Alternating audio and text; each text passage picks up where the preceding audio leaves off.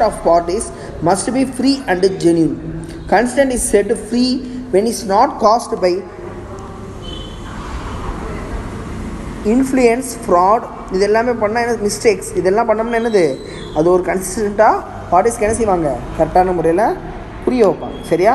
Next capacity of parties section 11 அதில் என்ன சொல்லிக்குவார், capacity of பார்ட்டிஸில் என்ன சொல்லியிருக்கு, டேரெக்டாக எக்ஸாம்பிள் பாருங்கள். அதில் இது வந்து எப்போவுமே எப்படி இருக்கும், என்ஃபோர்ஸபுளாக இருக்கும், எசென்சியலாக இருக்கும். அதே மாதிரி எப்படி இருக்கும், காம்படிட்டன்ட் டு கான்ட்ராக்ட். ஆனால் இதுக்கு மெயினாக என்ன வேணும், ஏஜ் மட்டும் மெஜாரிட்டியாக இருக்கணும். ஏஜ் மட்டும் எப்படி இருக்கணும், எப்போவுமே இதுக்கு மெஜாரிட்டியாக இருக்கணும். தட் மீன்ஸ் என்னது, அவங்களுடைய சவுண்ட் வைஸ் ரொம்ப மைண்டிட்டாக இருக்கணும். மைண்டிட்னா என்னது, இந்த மீன்ஸ் என்னது, அவங்களுடைய சவுண்டு வந்து ரொம்ப கிளாரிட்டியாக இதாக இருக்கணும்னு சொல்கிறாங்க. அதில் பாரு, a person of a unsound mind agree to sell his house to S for ₹2 lakhs. It is not valid contract because M is unsound. புரியுது அவனுக்கு? அழகாக எக்ஸாம்பிளே நமக்கு புரிய வச்சுருக்காங்க. நெக்ஸ்ட்டு என்ன சொல்லியிருக்கு, certainty of terms section 29. The agreement should be clear the parties of the agreement. The agreement must be என்னது மீனிசஸ். அதில் என்ன சொல்லியிருக்கு பாருங்கள். For example, inform I agree to sell my car has 4 cars கொடுத்துருக்கா. Here nothing is stated about which car he is going to tell.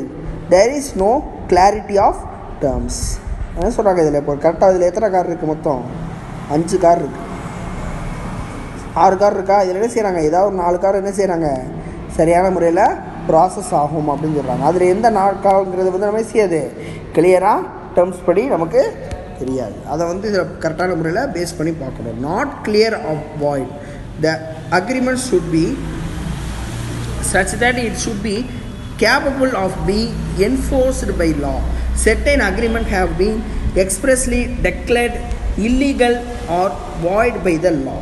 இதெல்லாம் சொல்கிறாங்க. Next possibility performance section 56ல் the term of the agreement should be capable of performance and agreement to do an act impossible to itself enforced. For example, new plant. அதே மாதிரி impossible என்ன செய்கிறாங்க, very பிகினிங்காக என்ன செய்கிறாங்க, பிகினிங்னா என்னது, முன்கூட்டியே என்ன செய்கிறது, அதை கரெக்டான முறையில் பெர்ஃபார்மன்ஸை கொடுக்குறது. அதுக்கு பேர் தான் என்னது, பாசிபிலிட்டி ஆஃப் பெர்ஃபார்மன்ஸ் அப்படின்னு சொல்கிறது. நெசசிட்டி லீகல் ஃபார்மாலிட்டிஸ்னால் என்னது, நோ லீகல் ஃபார்மாலிட்டிஸ் அப்படின்னா என்னது, agreement may be oral or written.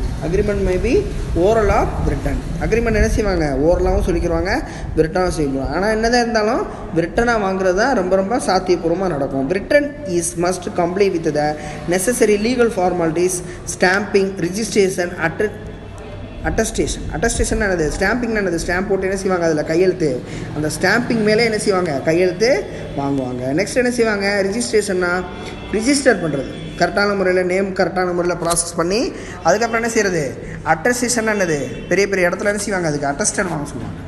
Agreement is to be made in the presence of request witness. இதான் என்னது, நமக்கு அக்ரிமெண்ட்டுக்கு கூடிய விட்னஸ்னால் என்னது, அதுதான் நமக்கு ப்ரூஃப். சரியா?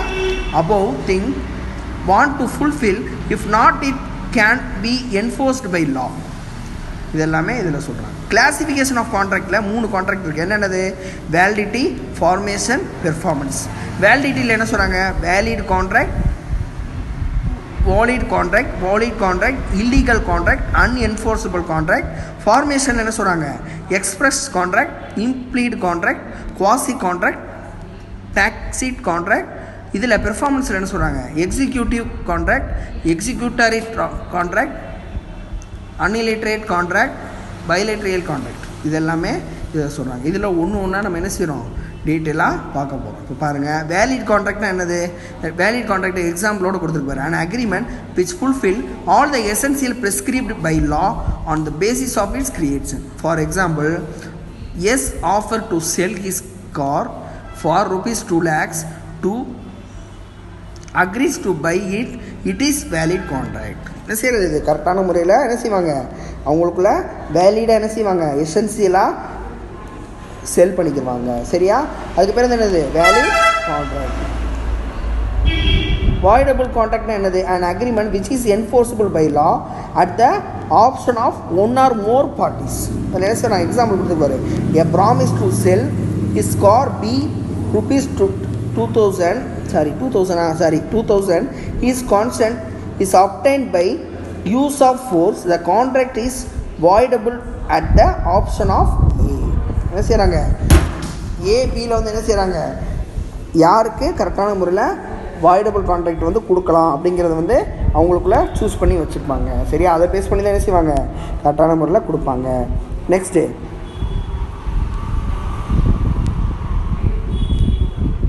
என்ன செய்கிறாங்க? Illegal contract. இல்லீகல் கான்ட்ராக்ட்னா என்ன உங்களுக்கு தெரியும்? அதாவது லீகல் கான்ட்ராக்ட்னா என்ன, இல்லீகல் கான்ட்ராக்ட்னா என்ன? லீகல் கான்ட்ராக்ட்னா கரெக்டான முறையில் கவர்மெண்ட்டில் என்ன செய்கிறது? பெர்மிஷனோட என்ன செய்கிறது? லைசன்ஸ் வாங்கி வச்சுக்கிறது. இல்லீகல் கான்ட்ராக்ட்னா அவங்கள்ட்ட என்ன செய்ய மாட்டாங்க? பெர்மிஷன் வாங்காமல் இல்லீகலாக பிஸ்னஸ் நடத்துறது. அப்போ அது என்ன ஆயிரும்? கவர்மெண்ட்டில் என்ன ஆயிரும்? அது மிகப்பெரிய கம்ப்ளைண்ட் ஆகி போய் கம்ப்ளீட்டாக கம்பெனியை இழுத்து மூடுற நிலைமைக்கு ஆளாயிடும். சரியா? அன்ஃபோர்ஸபிள் கான்ட்ராக்ட். இதில் என்ன சொல்கிறாங்க பாருங்கள். Example, a borrow rupees 1 billion from B and makes a pronote on a ₹10 stamp paper. It is unforceable because pronote is undissolved. கொடுத்துருக்கா அதில் என்னென்ன சொல்லியிருக்கு? Writing, registration, request, deficit and fault such as absence கொடுத்துருக்கா. இது என்னது? Court of லாவில் கரெக்டான முறையில் கொடுத்துருக்கு. சரியா? Next express contract. எக்ஸ்பிரஸ் கான்ட்ராக்டாக என்ன? ஒரு ஸ்போக்கனாகவும் ஒரு ரிட்டனாகவும் என்ன சொல்கிறாங்க? அதில் எக்ஸ்பிரஸ் கான்ட்ராக்டில் சொல்கிறாங்க. சரியா? Implead contract. இம்ப்ளீட் கான்ட்ராக்ட் என்ன சொல்கிறாங்க? And implead contract is one which is made otherwise